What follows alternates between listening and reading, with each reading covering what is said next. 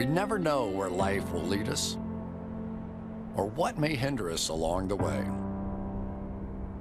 But while every day can feel like one big question mark, it doesn't have to. With the right insights, strategies, and solutions from Western and Southern Financial Group, together we can look ahead to leave the unknown behind.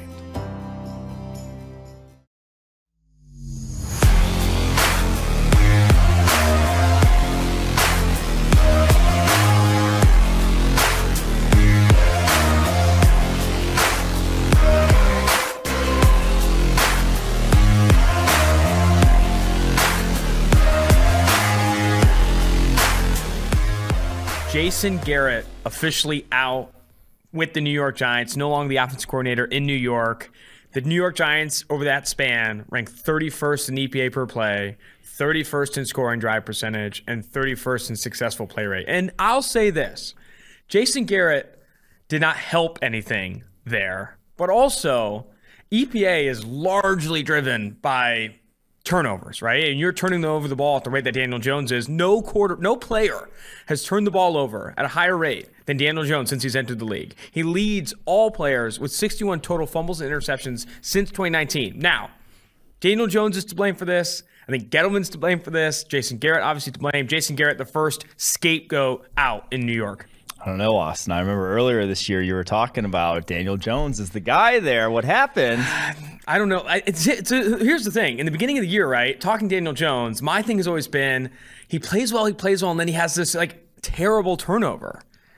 But now, at the rate that he's doing them, he's almost averaging 2 turnovers per game he's played in his career. He has 61 turnovers in 37 career games. Yeah. It has been a disaster. And when you do play well or whatever, and but have these costly turnovers per game, I mean, it's getting harder and harder to kind of hit your wagon to a turnover machine. He's become a turnover machine.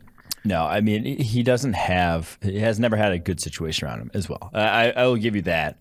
But I do think he's not going to change his stripes. He's not going to become this protector of the football. That's the thing. The fumbles, the bad decisions are who he is at this point. I think we have enough data dating back all the way to Duke when he was like that. I will say, though, this, I think, to me is just the first domino of many to fall there in New York after the season, going to 3-7 now.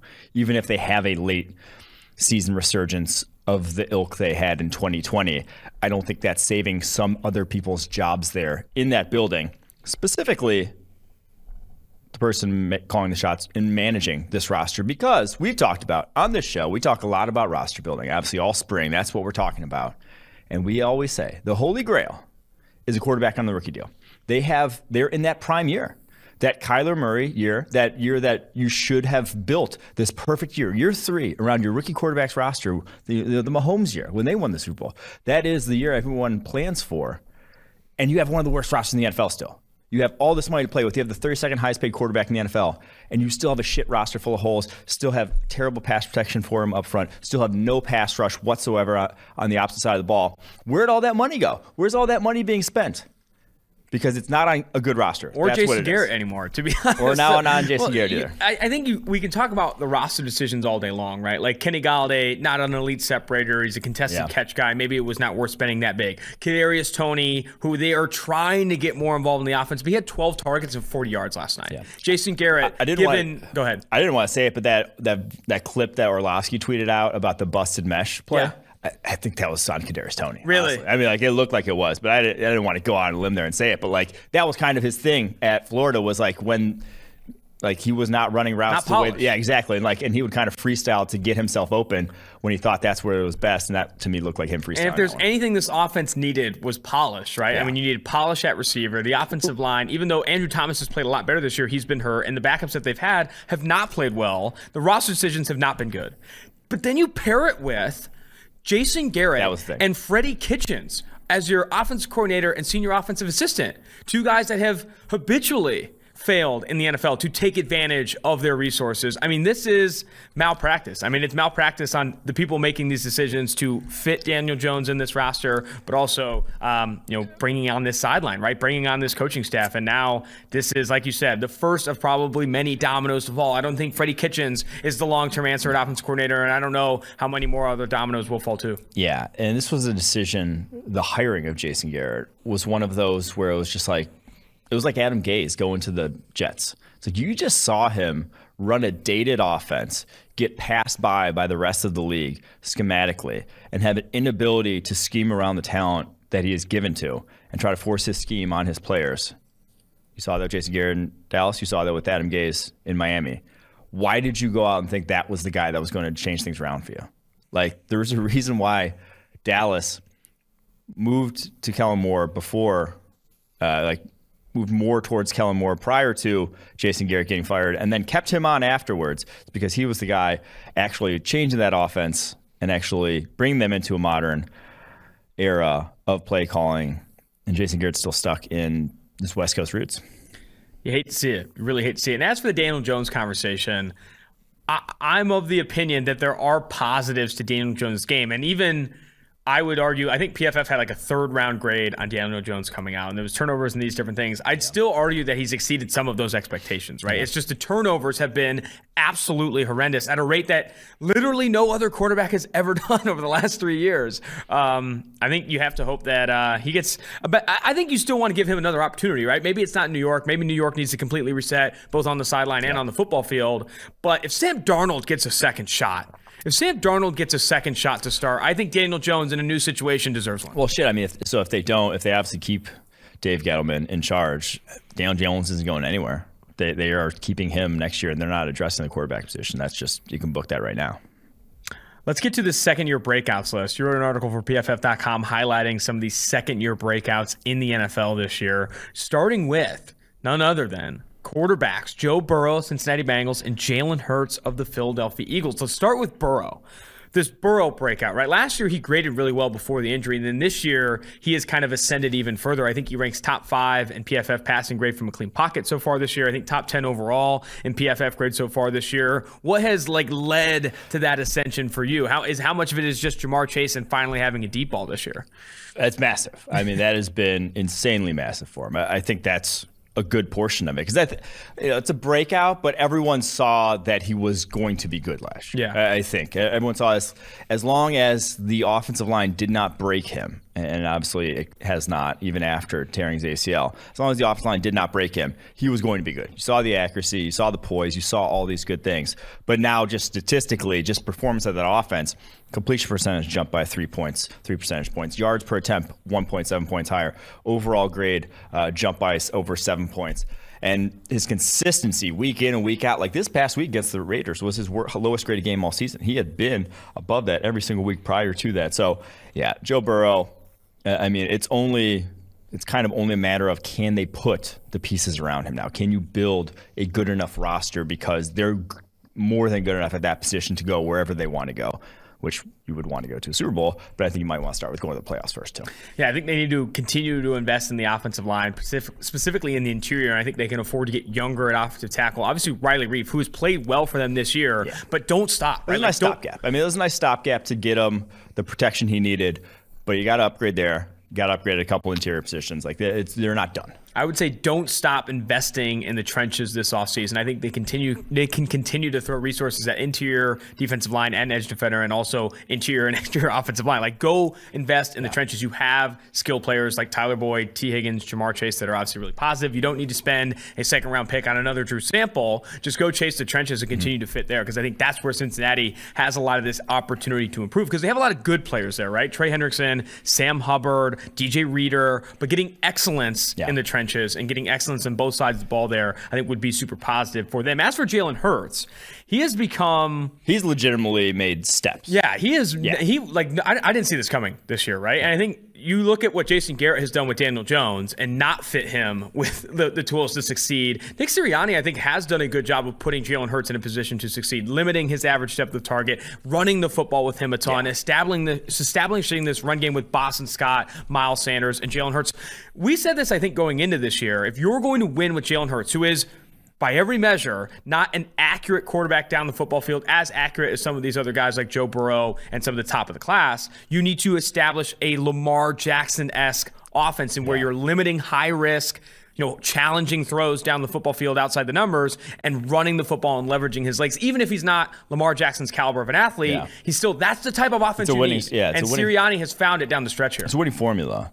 We've talked about it. It's a high floor formula, and that's why a formula. High formula. It is.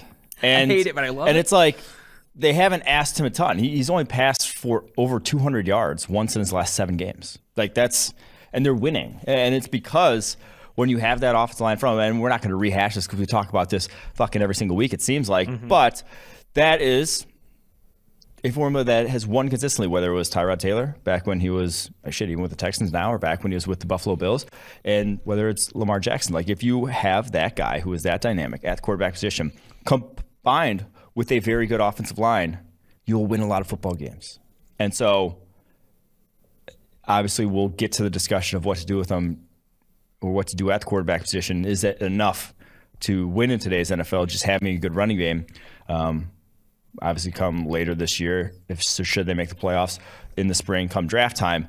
But I do think even as a passer, even just from a decision-making standpoint, 2 turnover-worthy plays in his last 5 games. That's real. That's playing good football. Turnover-worthy play rate cut nearly in half from last year. Has taken big strides. Definitely a breakout this season. And I wanted to do this breakout because this is like the classic off-season content of who's going to be the second-year breakout. And then once the season starts, no one gives a shit. No one ever talks about it. But it's worth rehashing these takes because I think, like I said, it doesn't get talked about enough. I love this next breakout here. You have former USC wide receiver Michael Pittman Jr. And I think of among the players we've drafted over the past 2 or 3 years, I am confident in that Michael Pittman Jr. is one of the few where it's like he is exactly who we thought he was. Like Michael Pittman Jr., all of the draft takes that you saw in him, and he went to the Senior Bowl, and we talked a ton about him in that pre-draft process. Like, this is who he is, right? He's a bigger receiver, big body guy, contested catch guy, doesn't drop anything, and can still win despite a bigger frame down the football field. This year, he's been phenomenal. 13 of 18 in contested catch situations, only 1 drop on the season, and is actually like legitimately the #1 receiver on this Colts team. With T.Y. Hilton battling injuries, Michael Pittman Jr. has been the guy for Carson Wentz and Indianapolis, and I think you will continue to see him be that guy so far. I mean, so far this year, he's been outstanding, definitely a breakout, and exactly winning the way that you saw him win down the football field on 11.1 average depth of target like he did at USC. Yeah, this was one. I mean, the Colts 2020 draft was excellent. If add in Julian Blackmon, the 3rd rounder as well, and Jonathan Taylor. But this is one that we said all draft season. We're like, him to that offense. He's a much more talented player than where he ended up going 34th overall. We had him as 22nd in the PFF draft board. The guy can get open underneath intermediate, and then down the football field, he can beat dudes at the catch point. And that's exactly what he has done. And that, like, he has 752 yards this season, and that's not even like counting the countless downfield pass interference penalties. True. Forced. Like those are been massive additions to this offense as well. 13 of 18 in contested situations this year. Like, when you are a contested catch type of wide receiver, you better look like Michael Pittman. You better be 6'4", 220. Yeah. You better be able to literally be physically more dominant than every single cornerback going against. And by the way, that is him. He has been phenomenal. You have offensive tackle Andrew Thomas, who caught a touchdown last night after whiffing a massive block in the run game. He catches a touchdown. He looked like he had some ball skills there, reminiscent of maybe a J.J. Arcega-Whiteside in his prime. He's got a 90.4 receiving grade now. That's hot. That's hot. Andrew Thomas, too, though, he got hurt earlier this season, to start this year, he ranked inside, I think, the top 5 in pressure rate allowed on true pass sets. He legitimately, this is another guy, like when you look at Jalen Hurts, he legitimately had taken a massive step forward after his rookie season, and you had all that stuff about them firing their offensive line coaches in his rookie season, going to a new one, and then you go into this year. Like, he has had a very rough start to his NFL career, as many players trying to get developed on that New York Giants roster, but he has overcome a lot of that, also overcome injuries to play exceptional for the the New York Giants this season. Andrew Thomas, PFF's OT1 in that draft class. I think in hindsight, you'd still put Tristan Wirfs ahead of Andrew Thomas, but still, he's at least living up to some of that billing. Yeah, I was say after Wirfs, it's a conversation right now, and Thomas is thickly in it. Obviously, Mekhi Becton thickly in it. I mean, they're all thickly in wherever they are, but Thomas, it's between him and Wills, obviously with Becton getting hurt and dealing with a bunch of injuries this year, but Thomas only 9 pressures allowed all season long on 244 pass blocking snaps. He allowed 10 sacks as a rookie. So that's a little bit different. 57 pressures as a rookie. He's obviously taken massive, massive strides and more receiving touchdowns than Tristan Wirfs. More receiving touchdowns than Tristan Wirfs. How many does Penei Sewell have? That's always the conversation with them. Other breakout here, you have edge defender Jonathan Grenard, Houston Texans. Another Senior Bowl guy. Draft starts in Mobile. You love to see it. Jonathan Grenard, did we love him coming out? I don't think so, but he has had a really strong season, what has otherwise been a asshole season for the Houston Texans, despite the limited reps you get to see Tyrod Taylor put it all on the line. But Grenard, 84.5 overall grade in the 7 games this past year. I mean, he has been phenomenal. He is, this one I didn't see. I mean, we talked about how much athleticism matters on the edge. Here are Grenard's numbers coming out of Florida. 4'8", 740. And so he's 6'3", 263. 4'8", 740. 9.5 broad jump, 30.5-inch vertical, 4.34 shuttle, and a 7.13 3-cone. Those are bad, like flat out, not good. But like you said, the guy has been uber productive, probably the lone bright spot on this Houston Texans offensive line, 84.0 pass rushing grade. After really not doing much of anything, 6 pressures as his entire rookie season. Yeah, that's definitely a breakout that I'm not sure how many lists were going second-year breakout Jonathan Grenard. Do you feel it's sustainable though? Right? I mean, he's been pretty consistently he's faced some bad tackles over that span, but also like every single game above average grades except for against New England. Some of that athleticism stuff though, right? Like shows up in inconsistency. It'd be interesting to see if he can close out the season with similar consistency. If you're going to look at him as like this 3rd-year guy, AJ Terrell. Oh my goodness, him this low on the list. I know you didn't rank them, but probably should have brought him up first. AJ Terrell has allowed, I think, the fewest yards per coverage snap of any cornerback this season. Very few first downs. Lowest pass rating when targeted. Has been phenomenal in contested catch situations. He has been exceptional. Easily the best cornerback from this class, right? I mean, there was Jeffrey Okudah in this class and others, but like AJ Terrell has stepped up massively. Did you even see this coming? I know you like Terrell, but did you see him, developing into like legitimately a CB1 for Atlanta? Not this quickly. To be honest, I didn't see it. I mean, just go back and watch his last collegiate game. Got crushed, absolutely dogged by Jamar Chase, like over 200 yards in coverage. And so, he's there at the catch point on a number of them and actually had a couple pass breakups in that game. Like you saw the high-end traits that he does have. That's why he goes 16th overall. But I don't think anyone would predict going from a 57.0 overall coverage grade to an 86.1 this quickly. And shit. 125 yards allowed all season long.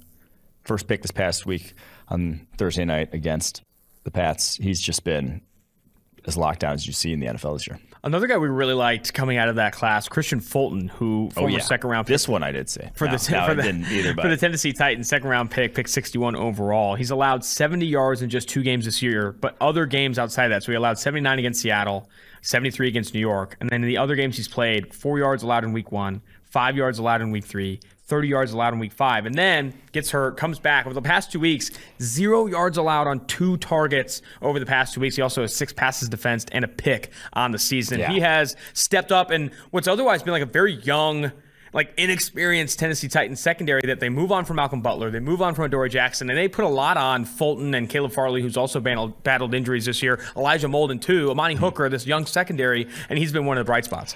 The last 3 guys on this list is why we say throw out the rookie season for almost everyone. Not almost everyone. Obviously, if it's good, that's good. But just because someone is bad, like Jonathan Greener was, just because someone literally can't see the field like Christian Fulton couldn't as a rookie, like he has Chris Jackson starting the slot over him, and now he's not really a slot cornerback, he is an outside cornerback, but like you would think that if he was anywhere competent, he'd be starting over Jackson is 7th rounder or UDFA. He'd be starting over a guy like that in the slot. Could not see the field. 209 snaps all rookie season, and that's with Adoree Jackson being out most of that year. All of a sudden this year when he's on the football field, 11 of 30 targets all season long he's allowed. He has been excellent for them. So We were actually super high on him. He was 13th on the PFF draft board. That was one that I couldn't believe he fell to the second round. I get why maybe he did. Shorter arms, 30-inch arms I think he had coming out. But, like, compare his tape to, Ohio State Raiders. Damon Arnett's tape. Well, which tape? The tape that he's recording on his phone and sending to random people? Any tape you've seen from Damon Arnett ever. Compare him to that. And I couldn't believe where literally every single tape. They should have flipped where they went, honestly. Kyle Duggar, the last one on this list, and then we'll jump to our Thanksgiving preview. But Kyle Duggar, he has not been on officially the fun to watch. But if I was a piece of shit, I would tweet out that Kyle Duggar is fun to watch. He is. Well, you are, so how come you haven't? He is a physical freak and this like mismatch nightmare. I think you talked about him a little bit on the Monday podcast, but 6'2", 220, athletic as all hell, a second-round pick in 2020. And over the past 2 weeks, he's graded really, really well, over a 70.1 grade on the season. And he's been trial by fire, man. He is coming from Lenore-Rhine. Yeah. Shitty competition to the NFL. He's already played over 1,000 snaps in his NFL career, and you see him improving really every single week. And I could, I don't know how much Bill Belichick talks about Kyle Duggar in his press conferences, but he is a Belichick type, and I could see him being in a Patriots uniform for a long time and having a lot of success in this defense because he's exactly what they want. He's exactly what they want from their safeties. Yeah, so McCourty runs the single high. When they're deep, like McCourty's their deep guy. Duggar is there then box, chest piece, whatever. He's 241 snaps in the slot so far this season. Box. 587 in the box. He'll even get up on the line of scrimmage as well. Like, he is that guy in that defense and tailor-made for it. That is his skill set. And as we've seen, 3 picks this year, pass breakup, been really hot of late. And 13 targets. He's only allowed 42 yards, the past 3 games. That's pretty damn good. So, yeah, Kyle Duggar, definitely a big reason for this New England Patriots resurgence defense. Also, perfect last name for the Duggar I hardly know her joke that we've been running with over the office. By we, I think you just mean you. All right, before we get to the Thanksgiving preview here, I'm going to shout out a handful of sponsors for the Tailgate podcast. First, X-Chair, new sponsor here at Tailgate. Working from home has never been more important than now. Optimize your home office with an X-Chair and in many of our accessories to enhance your focus, productivity, energy, and comfort. Once you feel the customized support of X-Chair's patented dynamic variable lumbar, or DVL for short, there's no going back. I have the X-Chair in the office, right? And Chris Collinsworth comes up to my desk today. He's like, buddy, where the hell did you get that freaking chair? And I said, you obviously don't listen to the pod. We've been talking about X-Chair all day long. He sits in it once. He bought 5. I don't know if he did or not, but he should, and you should too. It's all in the LMX massage and temperature regulation, exclusively designed and made for X-Chair. With versatile comfort and extraordinary design, X-Chair fits any space, high performance, quality engineering, extreme comfort. Those are all the reasons I love my X-Chair. Now I can't wait to be at work. And sometimes, even when I'm not working, I sit in the X-Chair just to get that feeling. Take my advice, try X-Chair for yourself, risk-free for 30 days. Go to xchairtailgate.com now. That's letter X, chair, TAILGATE.com, or call 1-844-4-X-CHAIR for $100 off your first order. That's the Tailgate guarantee. X-Chair has a 30-day guarantee of complete comfort, and you can finance your purchase for as little as $30 a month. xchairtailgate.com. If you're watching on YouTube, check out the link in the description below. And I'm not going to bring up X-Chair without also bringing up Manscaped. Manscaped just launched new products, including their all-new ultra-premium body wash and a 2-in-1 shampoo and conditioner. It's time to give yourself, or someone who needs it, the gift of beautiful skin, hair, and balls this holiday season. Go to manscaped.com and use code PFF for 20% off plus free shipping. Inside the Performance Package 4.0, you'll find the Signature Lawnmower 4.0. This electric trimmer has proprietary advanced skin-safe technology to reduce the cuts on your nuts. 'Tis the season to load up on Manscaped products, so go get yourself, your dad, your brother, and friends the best gift of all, the Manscaped Performance Package 4.0. Get 20% off and free shipping with code PFF at manscaped.com. That's 20% off with free shipping at manscaped.com and use code PFF. Clean up your nuts, and my favorite, make Santa proud this year. Here's the thing, right? Here's the thing. Are you making Santa proud this year, Mike? Yeah. And if you are, how are you doing it? I probably am not. I have no interest in attempting to. I'm making Santa proud this year by trimming the sack That's all I need. All right, Thanksgiving preview. Bears, Lions. And if you are not a PFF Elite subscriber, you can use promo code CYBER40 for 40% off any PFF subscription right now. And Green Line sees value on all 3 games on Thanksgiving. All 3 games. First value is on the Bears, -3.5, even with Andy Dalton getting the start. Wait, even with Andy Dalton getting the start? I mean, he's been better than just yeah. Well, some people see him as the backup on this team. I mean, he is, but like, it's not. I don't even see like. I honestly think the offense goes better with Andy Dalton. I think it'd be more consistent with Andy Dalton, and the bigger thing is here, Tim Boyle's getting the start. Tim Boyle stinks though. That's the biggest thing. How are the Bears with Andy Dalton? Yeah, it's on the road. Yeah, it's a short week. Whatever. It's a short week for both teams.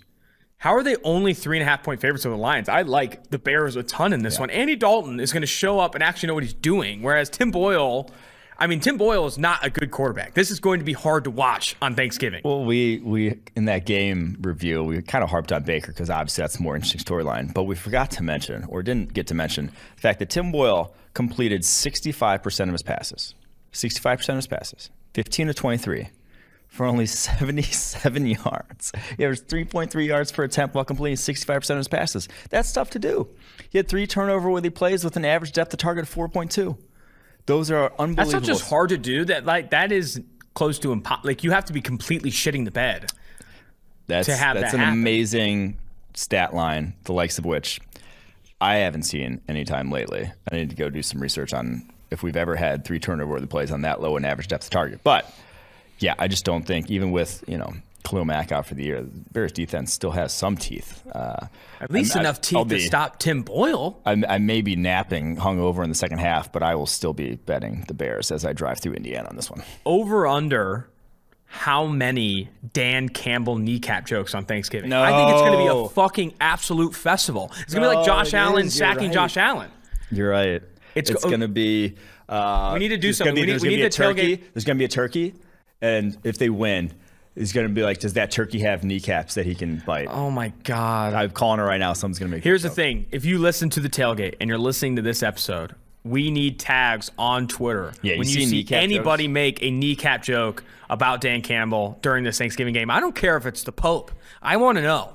If the Pope is stepping in and getting in there, it might be actually pretty funny. But we need to see it. Like, I'm talking verified accounts are going to be kneecap after kneecap. It's going to be a fucking festival. It's going to be a festival. All right, Raiders-Cowboys. My Raiders, after letting me down against the Cincinnati Bengals, are 7.5-point dogs at home. And Green Line, PFF Green Line, sees value on Las Vegas plus 7.5. That's a big line. It's a short week. And after a disaster on both sides here. Cowboys obviously wanted to put up more points against Kansas City. They lose, 16-9. Raiders looked like a shell of themselves against Cincinnati Bengals. Derek Carr turned one of the worst performances he's had this season. He's on a downward spiral. And honestly, even with the hook and the 7.5 and Green Line backing LV, I like Dallas. Like, this Raiders team on the road on a short week with all the travesty that has gone on, or tragedy, rather, that has gone on the sidelines there and everywhere for the Raiders, I don't see how they go on the road and win this game. There was just not enough there. There's just not enough there. I don't think they cover the 7.5. Yeah, what they're averaging under 15 a game since Henry Ruggs obviously got arrested. I do not trust their offensive score, but 7.5 is a monster line. I kind of am with you, though. It's like, I just don't see the Raiders bouncing back anytime soon. I mean, Micah Parsons versus Brandon Parker. Are you kidding me? With the way Micah Parsons has been rushing the passer lately, Brandon Parker can't move. Like the Brandon Parker pick, for him to be a third rounder when he was not like an athletic project. First pick of the third round. When he was not like an athletic project, like did not have good testing numbers for a guy from North Carolina A&T. It was like, where's the hope? And obviously in year 4, he's still grading in the low 50s. Yeah, I don't love picking this game, but yeah, I'm going to lean with you, man, Cowboys. Yeah. So they traded up. I remember. They traded up. Bet this game. I'm not going to bet this game. You're not betting this game? I don't want to. So they traded up all the way to pick number 65, the first pick of the third round, to get Brandon Parker. They traded multiple picks to go get him. And he has been, not one, struggling to see the football field. 2, when he has played, not great. Still better, though, than starting their first rounder Alex Leatherwood at tackle. So they moved him into guard and taking Brandon Parker's spot. There's so much hardship. I looked this up recently.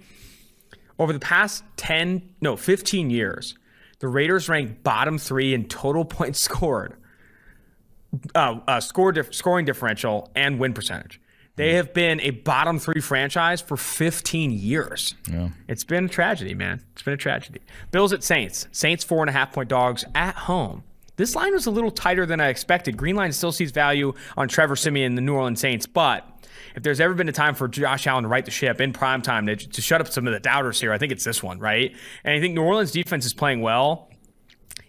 The offense is what scares me. I don't love what Trevor Siemian is doing on offense. I don't love what the Saints are doing on offense. They're still working to get back healthy, right? Like, is Alvin Kamara, is Teron Armstead going to be back in this game? Chauncey Gardner-Johnson also battling injury still. Like, is this Saints team healthy enough to keep this game close? And I know the Bills are coming off a pretty disgusting loss to Indianapolis Colts. I think they win that game. Bills win that game. I think this number is closer to 6, maybe 7.5. I think you're buying them at the bottom of the market. Yeah. I think I go Bills here at 4.5. Yeah, Bills are the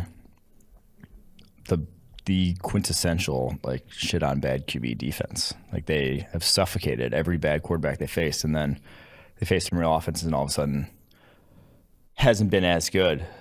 But this is obviously New Orleans Saints team led by a bad quarterback. So like I do not foresee Trevor effing Siemian being able to figure out Doug McDermott's defense. I just don't. On a short week, no. Doug McDermott? Oh God, I always do that. Who the fuck is Doug McDermott? Doug McDermott's the basketball player. All right, off the Thanksgiving preview. Remember, big takeaways from this one. What are your actionables? What do you need to do? Tag us in any Dan Campbell kneecap jokes. I think Sam Monson's tossing out 1. I know Sam doesn't listen to the podcast all that attentively. I think he throws out 1, right? I mean, over under 1.5. Where would you put the line? I mean, no one's going to make more than 1. I think Sam could make 2. Making 2 would be psychotic. I'm gonna go over plus 200. Plus 200. Sam goes over 1.5. Dan Campbell kneecap jokes. Just 2. Just 1.5. Just 1.5. Hopefully he doesn't listen to this and he adjusts the line. Okay, it could be. I could see him make 1 and then like double down in a reply. I can see. Okay, so I'm saying no, replies don't count. Okay, well then I think it's under, but count. I do think it's gonna be at least 1. All right, it's gonna be fun to follow. Before we get to our college football playoff talk and you talking yourself into Notre Dame's path here, this Thanksgiving, be thankful for family, food, and free bets. That's right. DraftKings Sportsbook, an official sports betting partner of the NFL, has a Turkey Day no-brainer you can't miss. New customers can bet just $1 on any Thanksgiving NFL game and win $100 in free bets if either team scores a point. If Sportsbook isn't available in your state yet, you could still get in on the Thanksgiving action. Make your first deposit, and you can play for free. You can play free for millions with DraftKings Daily Fantasy Football Contest. DraftKings is a safe, secure, and reliable place to bet. Best of all, you can deposit and withdraw your cash whenever you want. Download the DraftKings Sportsbook app now. Use promo code PFF and bet just $1 on any Thanksgiving NFL game and win $100 in free bets. If either team scores a point, that's promo code PFF this Thanksgiving at DraftKings Sportsbook, an official sports betting partner of the NFL. Must be 21 years or older. New Jersey, Indiana, or Pennsylvania only. New customers only. Restrictions apply. See DraftKings.com/sportsbook for details. Gambling problem? Call 1-800-GAMBLER. Also going to bring up, whether it's football success or financial savvy, the right questions help set the stage for winning strategies. Western Southern is teaming up with PFF's very own Chris Collinsworth to share insights that can help put you ahead on both your fantasy and financial scoreboards. Want to hear about Chris's old playing days or behind the scenes with Al on Sunday Night Football? How about a need to know for your financial future? Now you can ask about either or both. And every football or financial question you earns you a chance to win a catered party for February's big game. Check out the Chris Collinsworth podcast and Western Southern's Instagram for answers to the best questions each week. Submit your questions at westernsouthern.com/askchris. One more time, that is westernsouthern.com/askchris. If you're watching on YouTube, check out the link in the description below. Remember, with Western Southern, you can rest assured on game day. Playoff talk right now. According to PFF, the favorites to go to the college football playoff are Georgia with a 99% chance. Because even if they lose to Bama, they're going, right? I mean, this is obvious. They could lose. They have to lose to Georgia Tech also. They have to, If they don't make it, they'd have to lose to Georgia Tech and lose to Bama in the SEC. I don't even care if they get blown out by Bama. They're still going. Yeah. Ohio State is the second-ranked team, according to PFF's power rankings, which you can get on PFF.com, at 62%. I'm buying Ohio State as a legitimate contender in the playoff, too. Mm-hmm. What would you set that line at between Georgia and Ohio State if they met at one point in the playoff? I think it's tight. I don't think it's more than a touchdown for Georgia, me. like 5? 3.5 probably. Yeah, 3.5 over the hook. I think that's fair. I think Yeah. I think it would be a hell of a game, too. CJ Stroud's playing like the Heisman frontrunner, which he is, according to all betting sports books right now. Then you have Cincinnati, tied with Bama, 59% chance to go in. Mm-hmm. Who do you think is more likely to get into the playoff between those two? Cincinnati, I bet. Just because I think Georgia's a better team. 2-loss Bama. We talked about in the other episode. Like, having just lost the team that they're going to play again, I'd be hard-pressed to see the committee let that Rounding out the fly. teams with a chance. Notre Dame at 5, 47%. Oklahoma State at 30%. Obviously, if they win the Big 12 title and the committee likes that. Oklahoma at 27%. And then Michigan, last but not least, and teams that are even like remotely close, Michigan at 16%. If you had to pick right now, bet your life on it with a gun to your head, or you had to tweet out a Dan Campbell kneecap joke on Thanksgiving, who would be what you think will be the Final Four? I think it's going to be Georgia, Ohio State, Cincinnati, and Notre Dame. You really do? Yeah, I truly do. Oh, my God. I do. I was not joking. How do they get there? How does Notre Dame get there? So here we go. That's what I'm going to break down for you right now. I'm going to go all Charlie Day in Always Sunny, where he's got the board and all the lines connected. But here's how I foresee the top 10 being released. Obviously, we're doing this before it gets released. I think it's going to be Georgia, Ohio State, Alabama, Cincinnati, Michigan, Notre Dame, Oklahoma State, Ole Miss, Oklahoma, Oregon. I think that's going to be how the top 10 release. Whatever. Tonight, if it's not tonight, yeah. If it's not, no big deal. But I think, like we said, Georgia, so they're at number 1 in these hypothetical rankings. They're in unless they shit their pants against Georgia Tech. Not going to happen. They're in. Ohio State, win out and they're in. Michigan this weekend. Wisconsin most likely in the Big Ten championship. Should be 2 dubs. Right now, Ohio State's favored by 7.5, 8 over Michigan on the road in Ann Arbor. They haven't won. Michigan hasn't won since 2011 in that rivalry. But so I think that spot where it's Ohio State is going to be accounted for by whoever wins this weekend, Ohio State or Michigan. Michigan wins. I think they win the Big Ten championship game. Then they're in. Now, if Michigan wins and then loses the Big Ten championship game, or vice versa, Ohio State wins the Big Ten championship game, all hell will break loose. But I think that spot's going to be that. That'll be fun hell, though. And then Cincinnati, obviously ECU this weekend. Houston in the championship game. Houston's no slouch. That's going to be a dogfight. That's actually going to be a difficult game for Cincinnati. They lose any of those 2 games, they are out. They win both those 2 games. My opinion, I don't see how anyone could jump them at this point. I think they are going to be it. Like I said, they're 4th in the hypothetical rankings. I don't see, just with how many of these teams have to play each other, how anyone gets in. Notre Dame. So then up next we have we have Alabama then sitting at 3. They just cannot get blown out by Georgia. If they keep it close to Georgia or beat Georgia, I think they can get in. Like a field goal at the end. Even with 2 losses? Even with 2 losses, I think they can. But if it's like a 4th quarter game where they're really having to come back and it's not happening, I cannot see the committee giving it to them. Obviously, you lose to Texas A&M, who's not a bad football team, but also not like a team that's even getting talked about in these playoffs. That's just, you should have won that game. Sorry, that happens. So if they get kind of housed by Georgia, it would be a shit fit. Like Georgia would throw a shit fit, saying, hey, why do we have to play this team yet again after we just beat them to prove that we're the best in the country? I don't think the committee would do that. They would just get too much shit for that. So Alabama just either has to win or keep it close. And Michigan obviously went out there in, but can't lose this weekend. Notre Dame needs to handle Stanford. And then here's what they need some help. Like I said, they need Alabama to lose handily, and they need the Big 12 to kind of split. They need it to either be Oklahoma. They probably would rather have Oklahoma win twice because they're not getting as much love from the committee. Oklahoma to win twice, because if Oklahoma wins against Oklahoma State this weekend, they would play again in the Big 12 championship game. And they need them to either split those 2, where Oklahoma wins and then Oklahoma State wins in the Big 12 championship game, which would obviously knock both out, or for Oklahoma to win twice, but win not necessarily convincingly twice, or Oklahoma to beat Oklahoma State and then lose to Baylor. That's what Notre Dame needs to get in.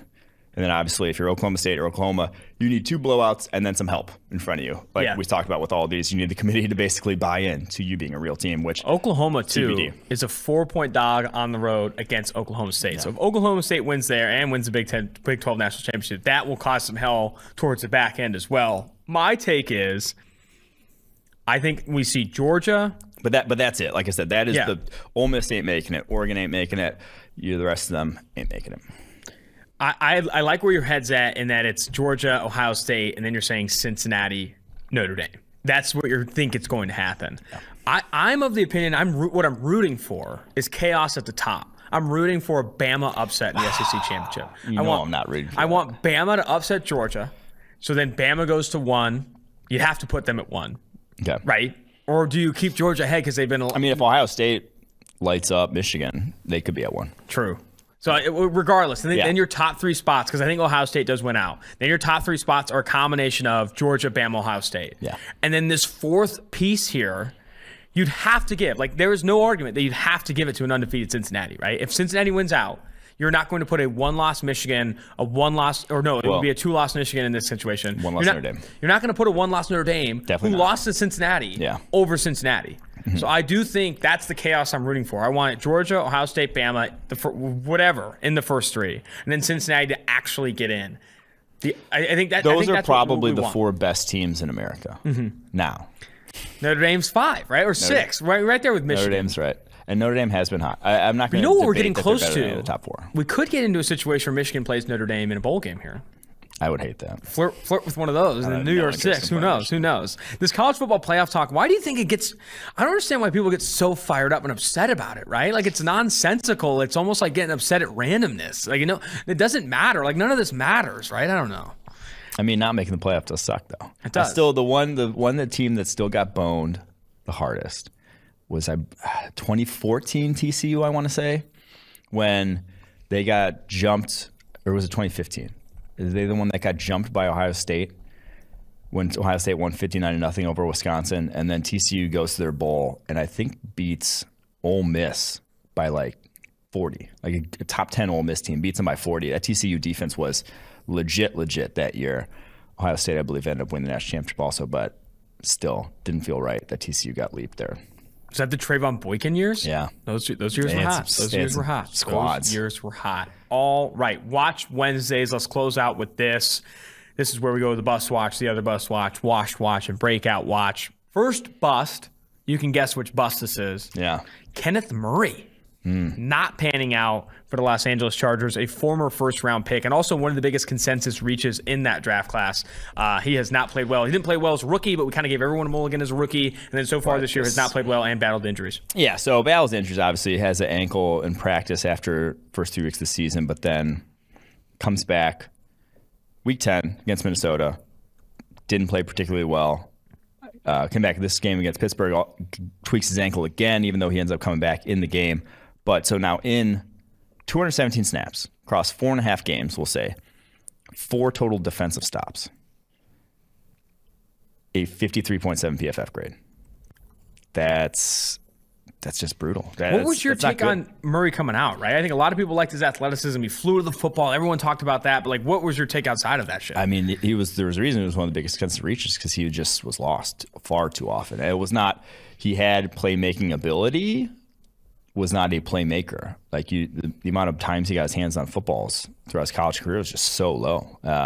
So I think you're kind of seeing that. The nose for the football was just never there in his Oklahoma career. But obviously, freak athlete. Tools are there, but man, this is a little scary at this point if you're a Chargers fan. Going to break up Washed Watch to announce from U Stadium, who has a lot of guys that are close with sources, is saying Dave Gettleman is quote-unquote as good as gone. It's going to be a quote-unquote total house cleaning with the entire staff. You already said at the top here, with Jason Garrett leaving, this is going to be a domino that led to a lot of people leaving.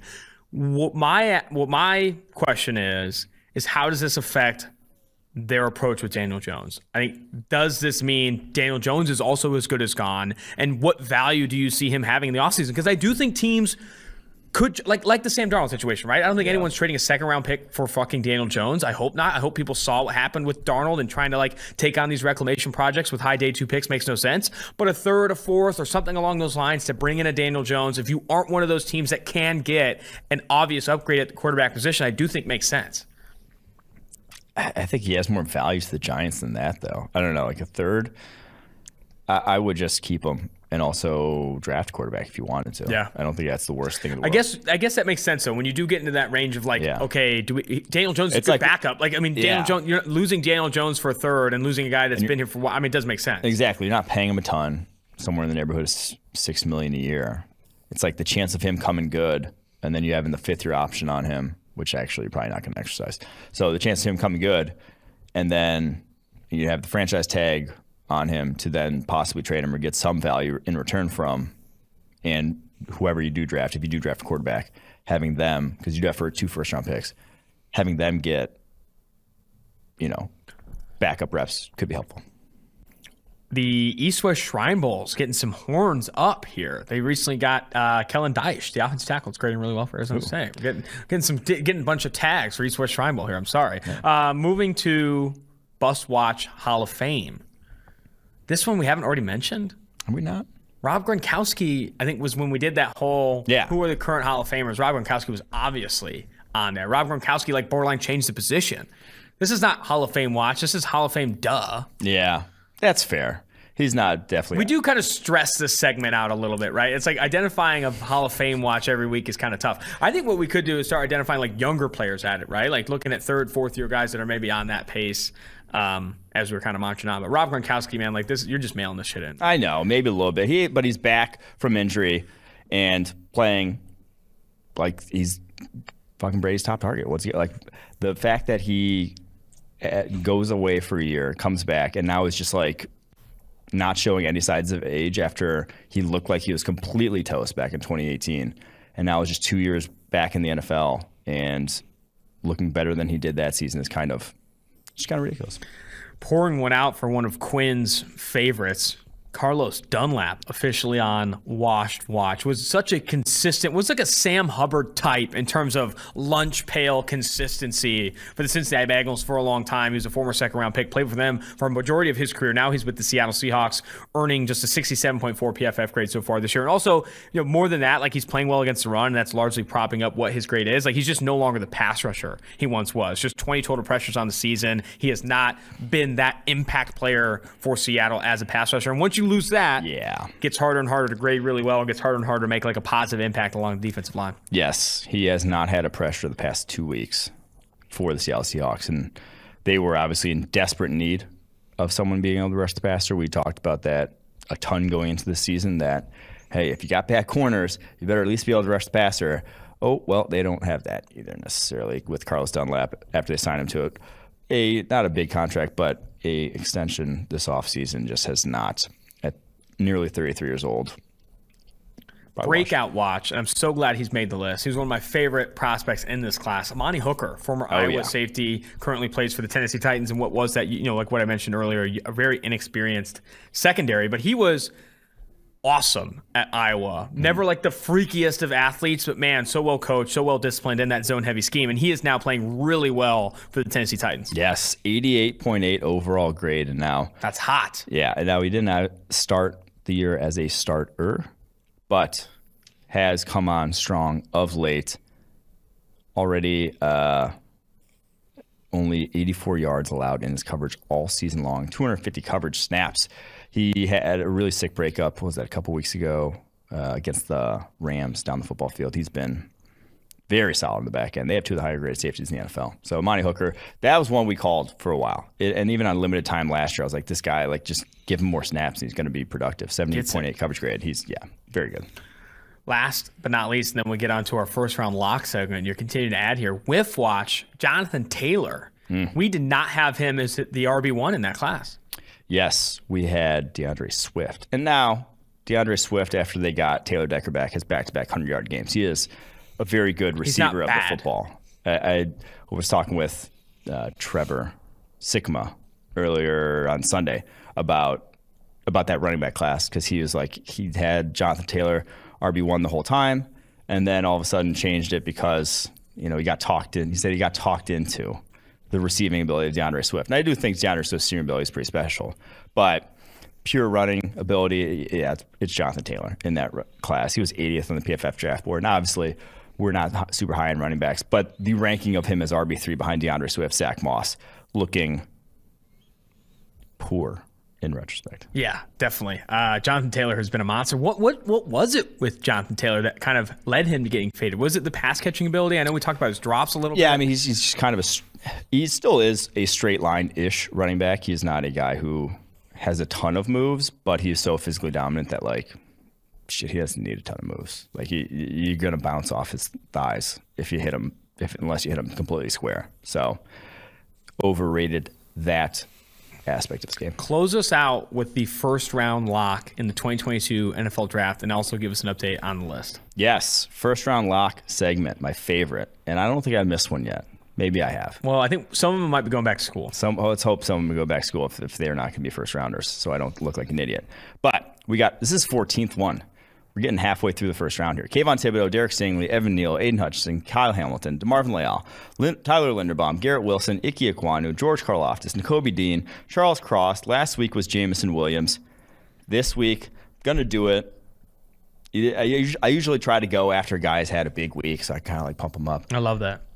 This one, they played Charleston Southern, but Jordan Davis is going to be a first-round pick. You don't look like he does. Did you see he's a finalist for the Outland Trophy? He's a finalist for the Outland Trophy along with Ikem Ekwonu and I believe it's a guard, Tyler Linderbaum. Yeah, better. I mean, the hype around his college performance is far overblown in terms of his impact on Georgia's defense so far this season. I mean, he's a good college player, don't get me wrong. He's played 256 snaps all year. He has 8 pressures. How much of it is because he's the size of like Mars? That's it. I mean, that's it. Like that is, and he's playing obviously for the number 1 team in the country. Yes, that's a big part of it too. When we were on those Georgia's calls, an imposing defense, and he's the most imposing guy. That's it. Like that is, people put those two dots together, and they're like, would you say Devontae Wyatt's better? I think he's been more impactful, definitely as a pass rusher. 100%. And I think Jalen Carter's been more impactful. Like, those guys play more snaps than Kobe Dean has been more impactful. I mean, Kobe Dean's been their best, in my opinion, defender. But, like, yes, Jordan Davis does not get moved off the line of scrimmage. He also doesn't, like, make a ton of play a ton or make a ton of plays because he is fucking enormous. But projecting to the NFL, like the guy that doesn't get moved off the line of scrimmage is still at his size not going to get moved off the line of scrimmage. Like he is going to be, you feel about as confident as him holding up in the run game as any defensive tackle we've scouted here at PFF. I don't mean to put you on the spot, but like honestly, compare him to Derek Brown as prospect. I mean, he's much better in the run game than Derek Brown. Derek Brown was probably a tad more nimble as a pass rusher. For sure. Kind of a dancing bear type. Don't say dancing bear, What's wrong with dancing bear? I mean, well, Jordan Davis is also like bigger, right? I mean, Jordan Davis is like 6'6", 340. Derek Brown coming out was like 6'4", 320, 6'5", 320. He's a little more nimble, probably a little more as a pass rusher, a little more like refined. Davis is just the most physically dominant human being. Yeah, like he just is. No. We haven't talked about Derek Brown a ton on this show. Yeah, well, maybe we could bring him up. I mean, he has been, because he's kind of like the reason why you don't draft defensive tackles that high. Because 61.0 PFF grade in 2020, a 61.3 PFF grade this year, and only sub 60.0 PFF grades against the run so far this year. He has not. He has 16 pressures. Yeah. Again, like run defense matters a lot when you're, especially with the way defense is playing. And run defense is, for a defensive tackle, like especially nose tackle, as probably important as your pass rushing ability in today's NFL. But guys who are not particularly athletic just straight up look better in college.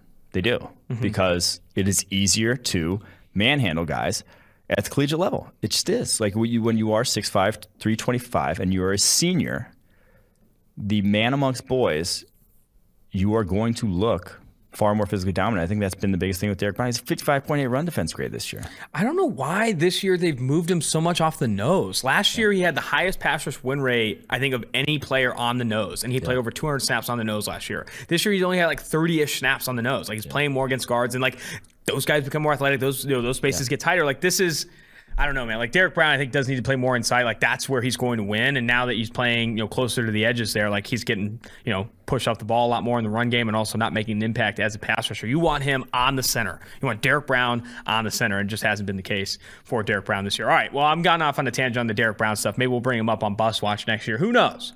That's going to do it, though, for the Tailgate Podcast. He's not a bust, but it's just for a 7th overall pick. Maybe it's a bust. You would have liked to have done. We need an in-between bust and star, right? You need someone where, like, yeah, he's solid, but you probably could have got a better return. Yeah. Pretty much you. You're like, it's kind of like where you're at. I mean, he's not C.J. Henderson. C.J. Henderson, 2 picks later, he's not that. Fair. But totally fair. You Carolina Panthers, you would have liked Jedrick Wills or Mekhi Becton right now. Couple updates to close out the show. We are going to be on the Chris Collinsworth podcast. Make sure you jump on and listen to the Chris Collinsworth podcast. Mike and I are going to chop it up with Chris, talk about the tailgate tours, college football, Heisman race, all that stuff. And we are going to Ann Arbor this week. That's why I got the Michigan gear. Ann Arbor, we're going to be there. We're going to be at Scorekeepers, the bar. I think there before, after, during the game. It's going to be all day affair. Got hats to give away, chats to give away. Make sure you jump on. Go to Ann Arbor. If you're not there yet, go now. We'll meet you guys there. Ann Arbor. Until next time, Austin Gayle, Mike Renner, Tailgate.